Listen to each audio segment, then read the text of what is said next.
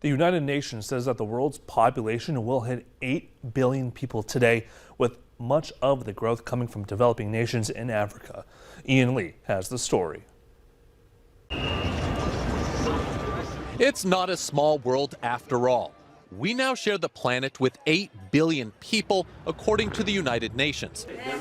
At a hospital in Bangladesh, Adil Ahmed is holding his newborn for the first time. His joy is mixed with worry. He says as the population grows, the world's resources are not enough.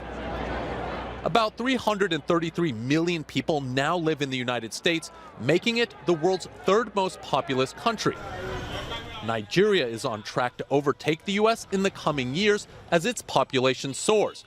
But the country already lacks basic services like reliable electricity and public transportation. The growing population in the country is a cause for concern.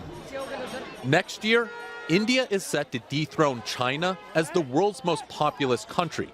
The UN estimates half of future growth will come from just 8 countries, 5 of which are in Africa. The growth rate is slowing down worldwide, and in some countries, like Russia and Japan, their populations are even shrinking. But when it comes to the next generation, climate experts say it's all about each person's impact on the planet.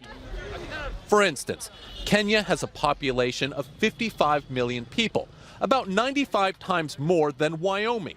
But Wyoming emits nearly 4 times more carbon dioxide. Ian Lee, CBS News, London. It only took 12 years for the population to go from 7 to 8 billion, but the UN estimates that the world won't hit 9 billion until the late 2030s.